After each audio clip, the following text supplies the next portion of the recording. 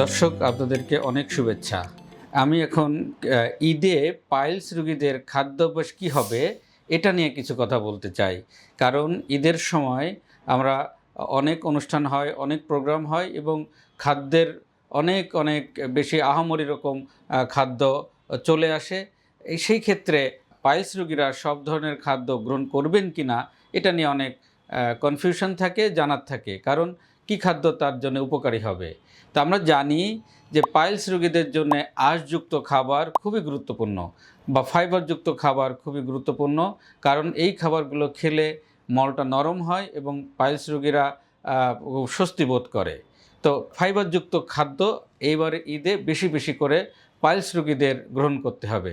তো পাইলস রোগীদের জন্য ফাইবারযুক্ত খাদ্যগুলো কি আছে? আমরা জানি যে সমস্ত খাদ্য প্রচুর পরিমাণে আঁশ থাকে তার মধ্যে অন্যতম হচ্ছে প্রচুর পরিমাণে শাকসবজি। শাকসবজিতে প্রচুর পরিমাণে ফাইবার বা আঁশ থাকে, যেমন ঢ্যাঁড়স, লাউ, পেঁপে, কুমড়া, ব্রোকলি ইত্যাদি খাদ্যে কিন্তু প্রচুর ফাইবার থাকে এবং পাইলস রোগীরা কিন্তু উপকৃত হয়। তারপরে আসি আপনার প্রচুর পরিমাণে সালাদ, যে কোনো ধরনের সালাদ কিন্তু ফাইবার বা আঁশ থাকে, এটাও কিন্তু পাইলস রোগীদের জন্য অনেক উপকারী একটি খাদ্য। তারপরে প্রচুর পরিমাণে ফলমূল খেতে হবে। ফলমূলের মধ্যে কিছু পাকা কলা খেতে পারেন, নাশপাতি খেতে পারেন, আপেল খেতে পারেন।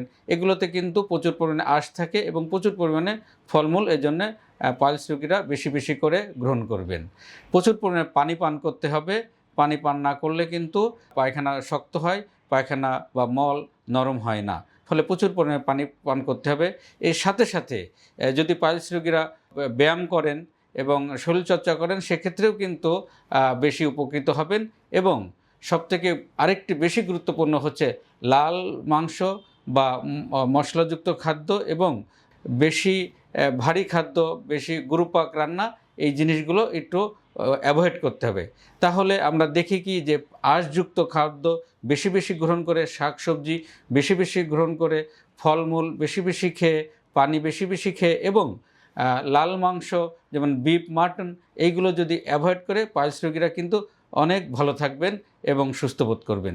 ধন্যবাদ আপনাদের সবাইকে।